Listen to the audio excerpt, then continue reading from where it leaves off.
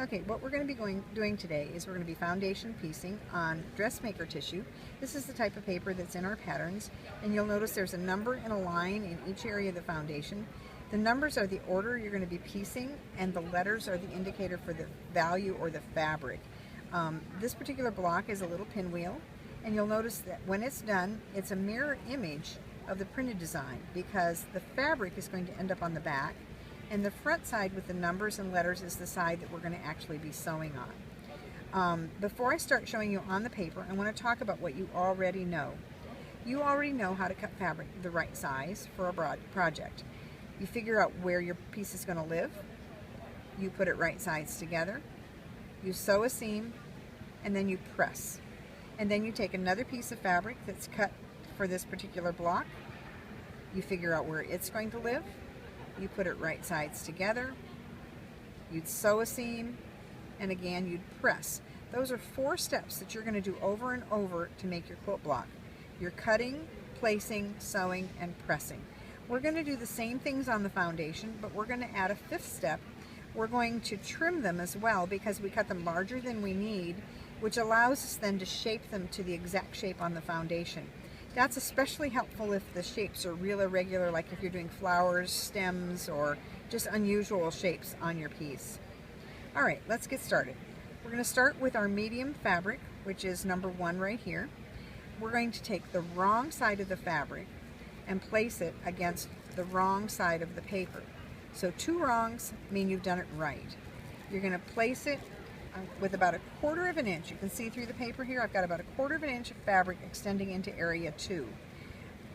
Because I can't sew this yet, because I only have 1 piece of fabric with my foundation, I'm just going to put a pin in to temporarily hold that until I do the next step. So number 1 is unusual because we only cut it and place it, but it sets the tone for the whole thing. This will become the right side of the block. This is the right side of the tissue. Okay, now we're ready for the 2nd step, which in this case is a dark. So we'll use this dark green. This is cut big enough. This is where it's going to live. We're going to put it right sides together with what's already there. Then we're going to turn it over to do the sewing. So if you were doing this normally, that's what you would do. You would say this is where it's going to live. You'd put it right sides together. But then you'd go to the sewing machine and you'd use this edge and your pressure foot for accuracy. We're going to turn it over and we're going to use the line that's printed on the paper for our accuracy. So I'm going to take my pin and repin it for stitching. Now when I go to the sewing machine, I would begin stitching about 1/4 of an inch before that line starts and go about 1/4 of an inch past it. That's the same thing as when you chain piece and go from cut edge to cut edge on your regular piecing.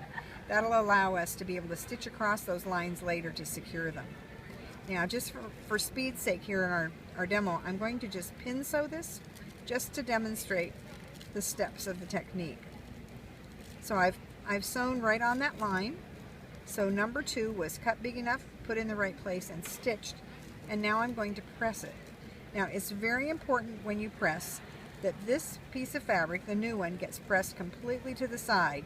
You want to make sure that there's a crease right there where the line is, because if any of these had not been pressed completely to the side, if there was some fullness there that I could feel with my fingernail, then that point would have been hidden, or it might possibly have been moved over if there was some fullness on the green.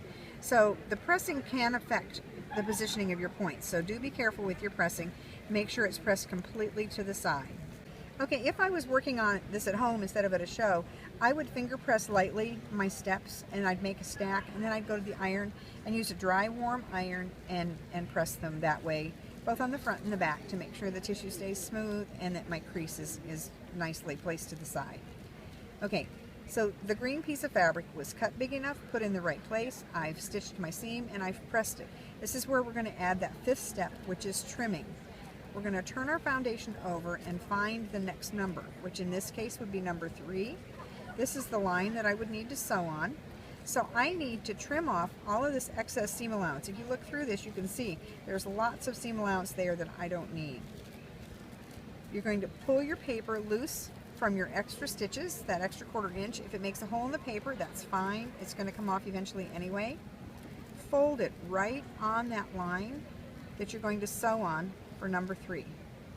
At that point, you can take a ruler that's specially designed for the technique. It has a lip that when the lip is placed next to the fold on the tissue and you trim next to the ruler, it's going to leave a 1/4 of an inch seam allowance. It's called an add a quarter. You can use a regular ruler to trim to get your seam allowance. Or I'm doing this as a travel project and working on it by hand. So just going to take a scissors and I'm just going to trim off the fabric that I don't need. So now I have just that seam allowance along that line for number 3 for the next step. Okay, we're going to take the next fabric, which is our white, and this is the right side. This is where it's going to live. Right sides together with what's already there. We'll turn it over, sew our seam, and again I'm just going to pin sew it just to make it a quick demo. So if you were sewing it by hand, you would just sew from one end of the line to the other. By machine, you'd go 1/4 of an inch on either side of that line. Okay, after I've stitched, I'm going to press it. Again, being very careful that it's pressed all the way to the side. I get a nice crease. And we look for the next number. The next number is 4. This is the line I'm going to stitch on. I'm going to pull it back. Fold it on that line, so you can see the line right through the paper. Trim off the excess fabric.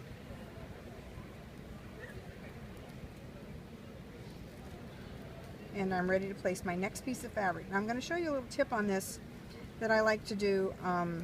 Whenever you're adding a very light fabric to something that's dark, put it where it's going to live, put it right sides together, but then scoot it up just slightly, and you'll see when I lay it down here, let me see if I can, you can see how there's a little shadow of white along that dark green.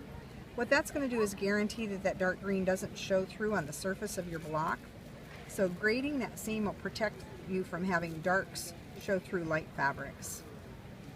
Again, I'm just going to stitch it right on the line.